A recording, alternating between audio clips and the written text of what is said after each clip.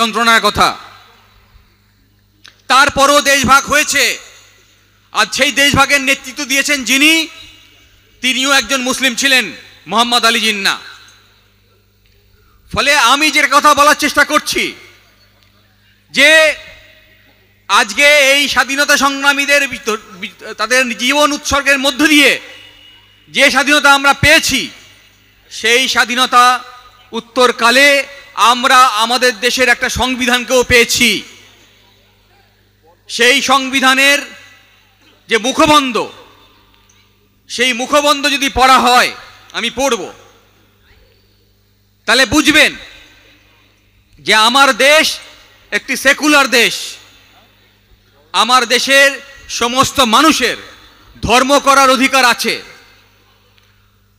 আমার দেশের এই যে মানুষের বিভিন্ন ধর্মের মানুষ, বিভিন্ন ভাষার মানুষ থাকবে, এই প্লুরালিটি, এই বহুত্ববাদ, এটাকেই বিশ্বাস করে আমার দেশের সংবিধান।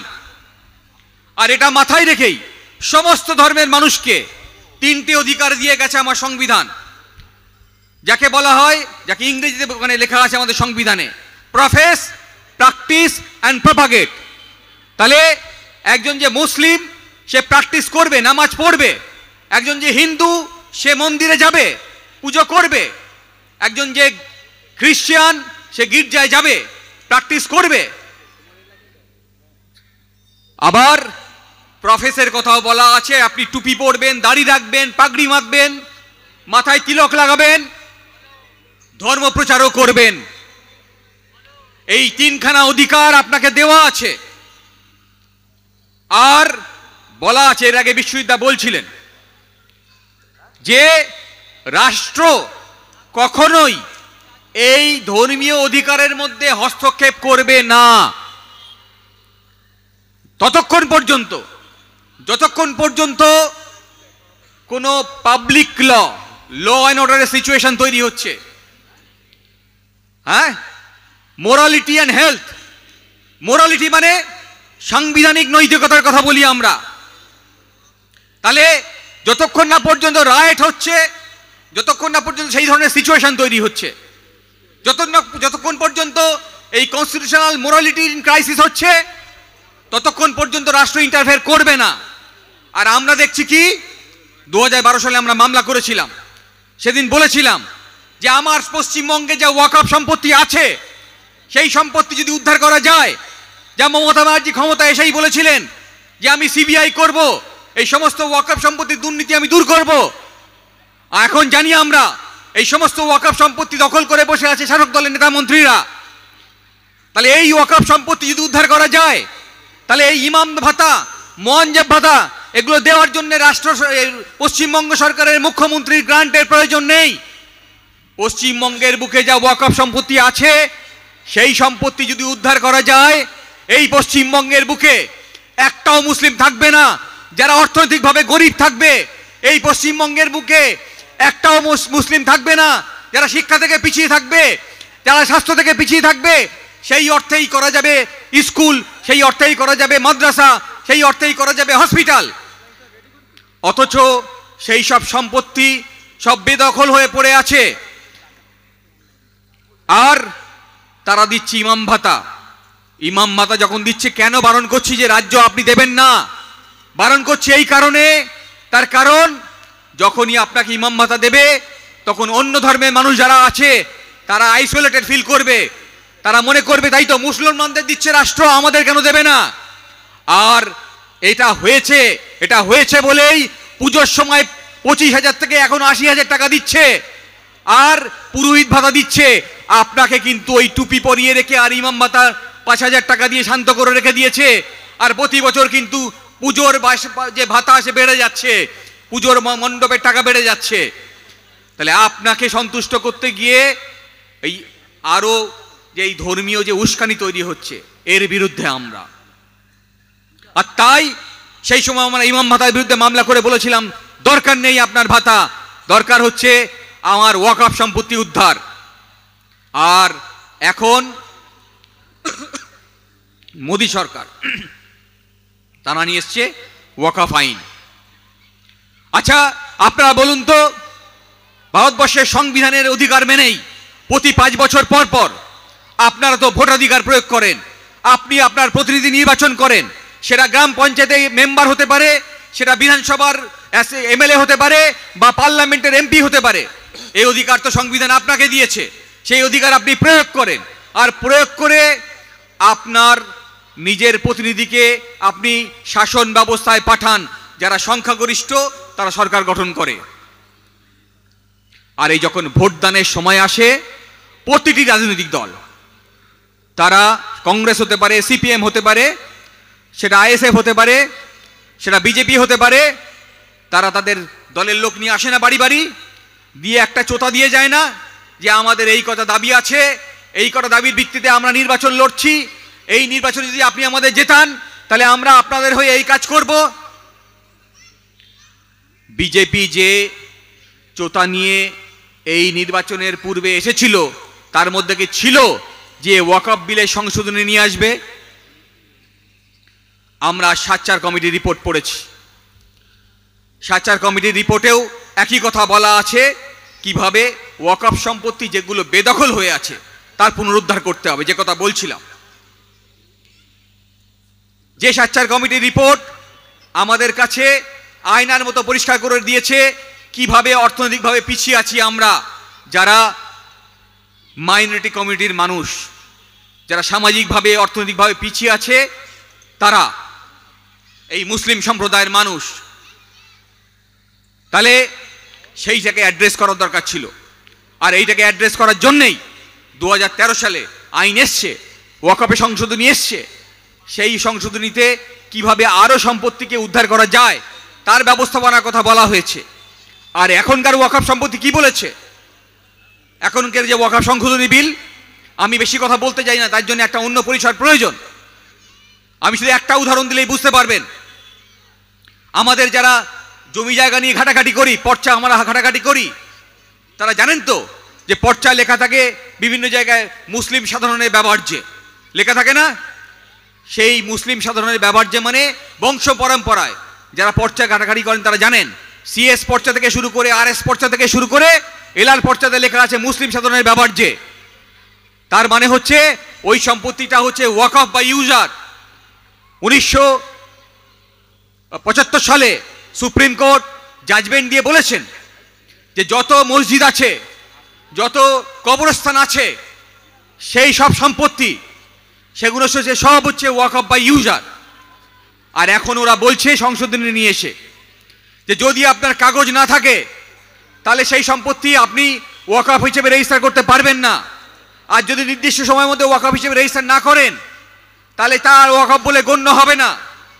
এখানেই শেষ নয়, বলছে যদি কালেক্টর প্রতিটি জেলায় আছে, তারা যদি মনে করে যে এই সম্পত্তি ওয়াকফ সম্পত্তি নয়, ঘোষণা করবেন, সেদিন থেকে সেই সম্পত্তির ওয়াকফ কালেক্টর হারিয়ে যাবে, আর সেই সম্পত্তি দখল নেবে কালেক্টর। তাহলে এবার বুঝে দেখুন, এখানে একটা মন্দির আছে, সেই মন্দিরটা ধরে নিন এটা মনে করেন না ওয়াকফ সম্পত্তি নয়, এটা দেবত্ব সম্পত্তি। একটা মন্দির আছে, সেই মন্দিরটায় কালেক্টর মনে করলেন যে এইখানটায় কাল থেকে আর এটা দেবত্ব সম্পত্তি নয়, এটা রাজ্য সরকারের সম্পত্তি, তিনি দখল নেবেন, ছাড়বেন তো? আসলে একটা উস্কানি দেওয়া হচ্ছে। আর এই উস্কানি দেওয়ার কারণ কি? বাবরি মসজিদ ধ্বংস হয়েছে, রাম মন্দির তৈরি হয়ে গেছে, 370-এর অ্যাবলিশন হয়ে গেছে, হচ্ছে না, সমস্যা মিটছে না। কারণ ওদের ধর্ম, ওদের রাজনীতি শুধু ধর্মের উপর ভিত্তি করে। এই যেমন বলছিলাম ইমাম ভাতার কথা, তেমনি যারা বিজেপি করেন তাদেরও এই পুঁজি হচ্ছে ধর্ম, আর এই ধর্মকে পুঁজি করেই নির্বাচনী প্রচার করে যায়, প্রতি সারা বছর ধরে ধর্মীয় উস্কানি দেয় যাতে আপনার মধ্যে বিভেদ তৈরি হয়। আমি এ কারণেই বলছি, আদালতে তো মামলা চলছে, আদালতে নওশাদ সিদ্দিকী সাহেবও মামলা করেছেন, মোহাম্মদ সেলিম সাহেবও মামলা করেছেন, আমরা আইনজীবী হিসেবে সেই সব মামলার সঙ্গে যুক্ত আছি, মামলা চলবে। কিন্তু আমাদের অভিজ্ঞতার মধ্যে আমরা জানি যে এর আগে কৃষকদের নিয়ে যে বিল নিয়ে এসেছিল, সেই বিল নিয়ে কিন্তু মামলা হয়নি, সেই বিল কিন্তু প্রত্যাহার হয়েছে। সেই বিলের প্রত্যাহারের যারা সামনের সারিতে লড়াই করেছিলেন তারা হচ্ছেন কৃষক, তারা কিন্তু রাস্তায় নেমেই লড়াই করেছিলেন। তাই লড়াইটা রাস্তাতেই রাখতে হবে। আর এই লড়াইকে আটকানোর জন্যেই মমতা ব্যানার্জি বলছেন যে পশ্চিমবঙ্গে কোনো মিছিল হবে না, মিটিং করতে হলে আপনি চলে যান দিল্লিতে। মিছিল আমরা করব, যেখানে ওয়াকফ সম্পত্তি আছে সে দেশের যে প্রান্তেই হোক, পশ্চিমবঙ্গ থেকে শুরু করে ভারতবর্ষের যে প্রান্তেই হোক, সেখানেই মিছিল হবে। কারণ ওয়াকফ সম্পত্তি আমাদের সম্পত্তি, এই দেশের মানুষের সম্পত্তি, সেই সম্পত্তিকে উদ্ধার আমরা করব। কোনো আইন দিয়ে সেই সম্পত্তি আপনি কেড়ে নিতে পারবেন না, এই আইন আপনাকে প্রত্যাহার করতে হবে। আর এই আইন নিয়ে আসা, শুধুমাত্র আইন প্রত্যাহারের লড়াই চলবে। এই লড়াই কেমনভাবে চলবে? আমি যেটা বলছিলাম যে আসলে এই ওয়াকফ আইন নিয়ে আসা বা এই কাশ্মীরে যে হত্যা, একটু মিলিয়ে দেখুন। এর আগে তো আমার পূর্ববর্তী বক্তা যারা ছিলেন তারা বলছিলেন যে কাশ্মীরে হত্যা হচ্ছে, আমার দেশের জওয়ান শহীদ হচ্ছেন, ওই যারা গেছিলেন ওখানে তাদেরকে রক্ষা করার তাগিদেই, তাকে নিয়ে প্রশ্ন উঠছে না।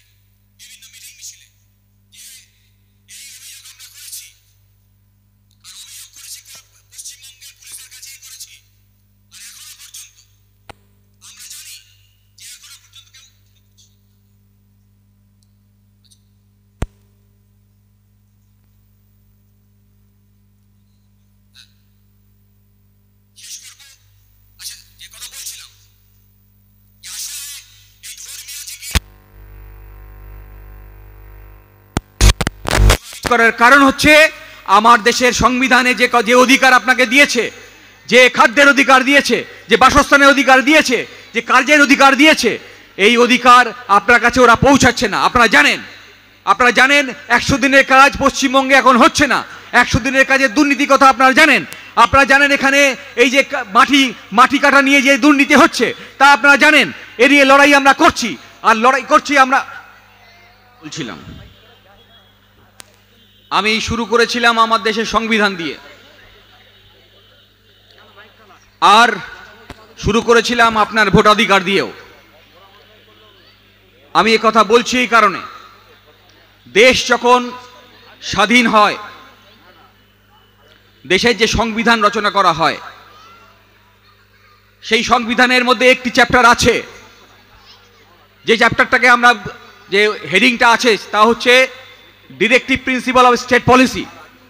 আমার দেশ স্বাধীন হওয়ার পরে যে সরকারি ক্ষমতায় আসুক, যে দলই ক্ষমতায় আসুক, সেই দল আমার দেশের সরকারকে কিভাবে পরিচালনা করবে তা স্থির করে দেওয়া আছে ওই চ্যাপ্টারের মধ্যে।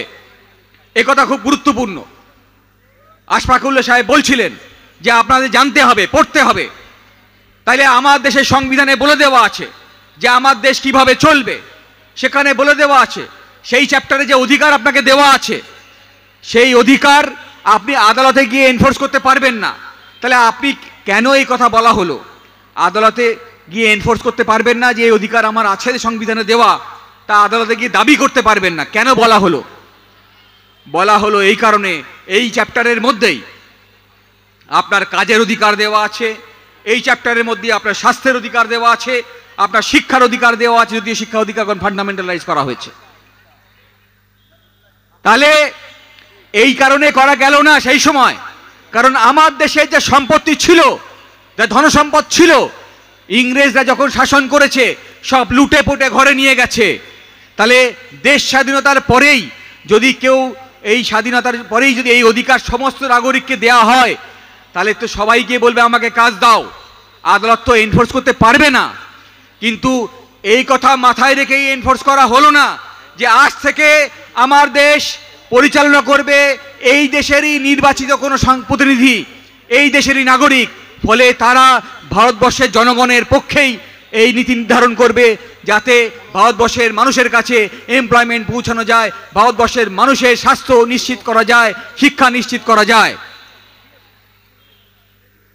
আর আমরা দেখছি ওয়াকফ সম্পত্তি কিভাবে আমাদের কাছ থেকে কেড়ে নিয়ে সরকারের কাছে পৌঁছানো যায় তার ব্যবস্থা করছে এরা আইন করে। কেন? সম্পর্কটা কোথায়? দেখেছেন দেশের সমস্ত আমাদের যে সংবিধান, সেই সংবিধানে বলা আছে আমার দেশে যে খনিজ সম্পদ, তেল হতে পারে, কয়লা হতে পারে, গাছ হতে পারে, মাটি হতে পারে, যা কিছু আছে, এই সম্পত্তির ব্যবহার এমনভাবে করতে হবে যাতে আমার দেশের এই যে জনগণ, এই জনগণের মধ্যে যে অর্থনৈতিক বৈষম্য আছে, কেউ গরিব কেউ বড় লোক, তা দূর করা যায়। যাতে অর্থনৈতিক এই যে অর্থ আমার দেশে যে সম্পত্তি, এই সম্পত্তির বিন্যাস ব্যবহার এমন করতে হবে যাতে মানুষের মধ্যে দরিদ্র কমে যায়, দারিদ্রতা কমে যায়, এবং এই যে অর্থনৈতিক বৈষম্য শুধু আদানি বড়লোক হবে না, আমাদেরও অর্থনৈতিক উন্নতি ঘটাতে হবে। এটাই হচ্ছে উদ্দেশ্য। আপনারা আপনাদের পাড়ায় কি দেখছেন? মাটি কেটে নিয়ে যাচ্ছে অন্য লোক, ব্যবসা করছে কি না? পাড়ায় মাটি কেটে ব্যবসা করছে কি না? করছে তো। এ করছে কারা? করছে তারা যারা শাসক দলের আশ্রয় নিয়ে আইনকে লঙ্ঘন করে নিজের হাতে নিয়ে এসে এই কিছু অর্থ নিজের করার চেষ্টা করছে। সংবিধানের নীতি মেনে যার বন্টন হচ্ছে না, যেমনভাবে ওদিকে মোদি আদানিকে এক জায়গায় কুক্ষিগত করার চেষ্টা করছে সম্পত্তি, তেমনি এখানকার শাসক দল হতে পারে ক্ষুদ্রতম, কিন্তু তারাও একই রকমভাবে আইনকে বুড়ো আঙুল দেখিয়ে নিজের সম্পত্তি এক জায়গায় করার চেষ্টা করছে। এর মধ্যে রুখে দাঁড়াতে হবে তো, রুখে দাঁড়াতে হবে তো। লড়াই যদি করতে হয়, এই লড়াই আমরা একসঙ্গে লড়বো। আদালত থেকে শুরু করে এই রাস্তায় পর্যন্ত আছি আমরা, যেখানে যার দরকার হবে চলে আসবেন আমাদের কাছে, লড়াই আদালত পর্যন্ত লড়বো আমরা। আর এই লড়াইয়ে বিভেদ করার চেষ্টা করছে ওরা জিগির তুলে। এই জিগিরকে ভুলতে হবে।